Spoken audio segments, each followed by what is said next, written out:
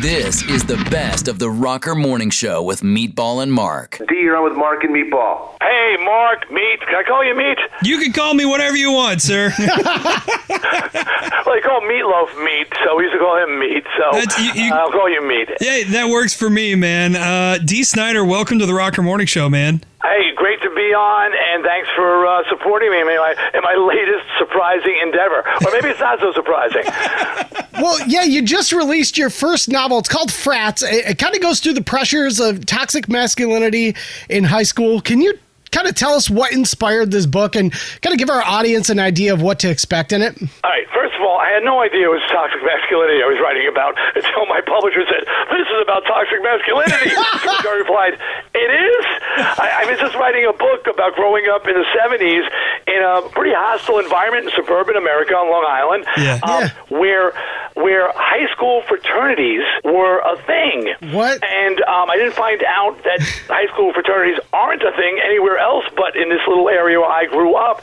And there were fraternities, they had charters with the police, they had Greek letters, and they had colors, but they were basically just gangs roaming the halls of my school, and I was this big dude just trying not to get my ass kicked. I say big dude because I was a loner, just like a weird big dude with big hair and big everything else.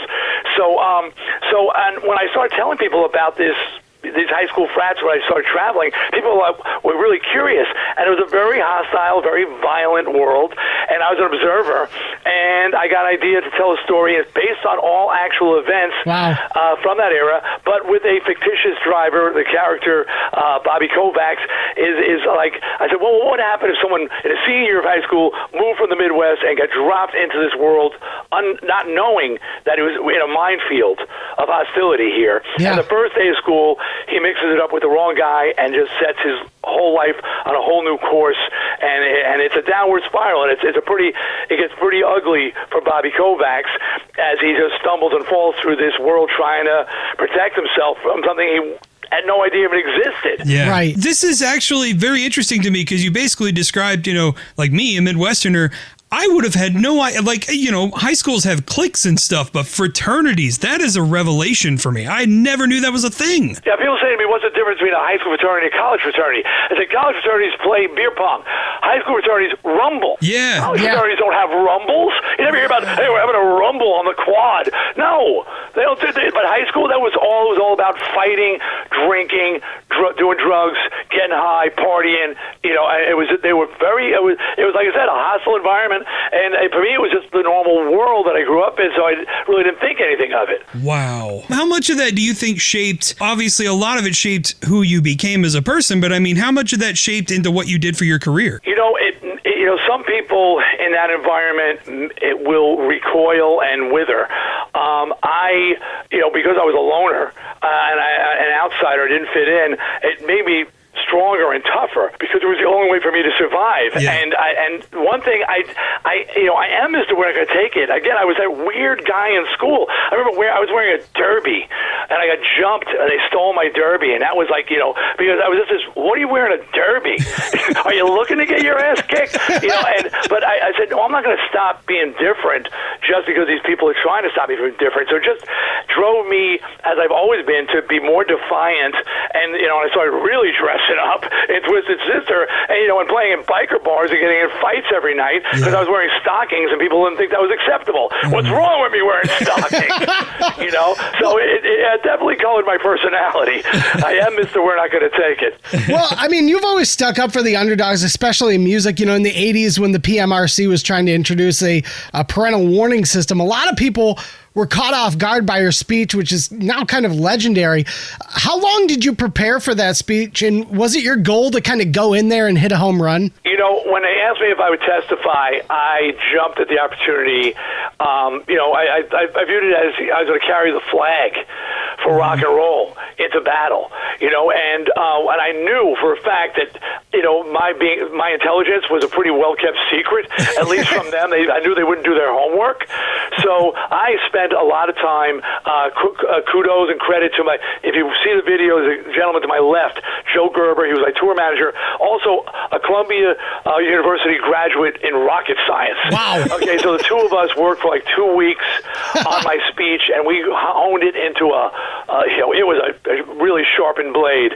And I went in there and I set them up for a fall. The stories are pretty famous, while Frank Zappa put on a suit, I came in there in my cut-off denim and snakeskin boots, wearing mascara, and they were not expecting me to open my mouth and make sense, but they thought I was going to be Vince Neil, but I'm not Vince Neil. I'm Dee Snider.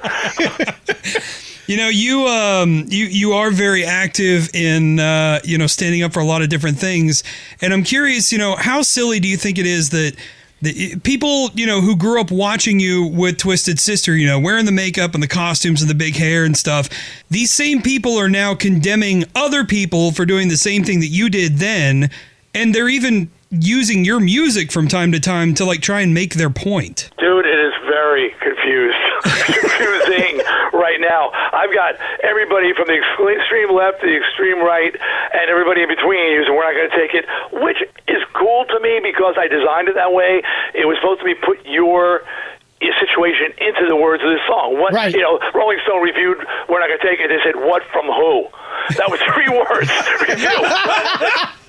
I said 3 words. It's anyway, I said, that's the point.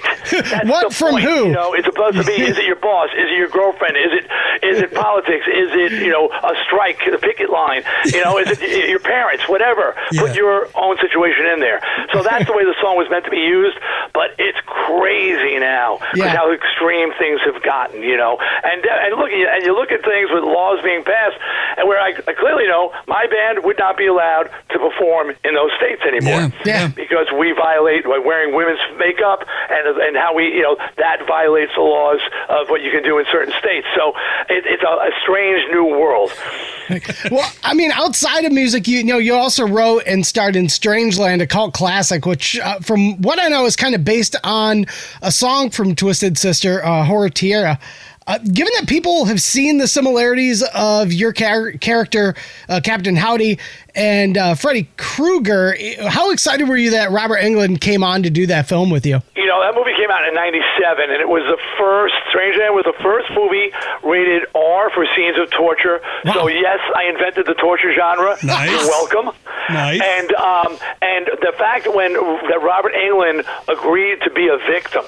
He read the script. He said, "Dee, this thing is brilliant," and he saw it for what it was. I was trying to reinvent the wheel, and I had $1 million and a dream, and we made the best movie we could. And it's like you said, it's a cult classic. I hope to do more things. I'm going to be directing a horror movie as soon as this strike is over. A new one I wrote called My Enemy's Enemy. But it was very cool to see Robert Englund walk in there and play victim to my character. That's sweet. I know there was a rumor for a sequel. Is the second film kind of off the table for now? Do you have other plans? For some reason, The Attack of the Killer Tomatoes 7 is a viable film. I can't get Strangeland 2 made. I don't know what world we live in here, but I've been on and off so many times with that movie. Right now it's off, and I'm hoping that with this new picture that I wrote and going to be directing, that I'll be able to open that door and resurrect Strangeland sequel.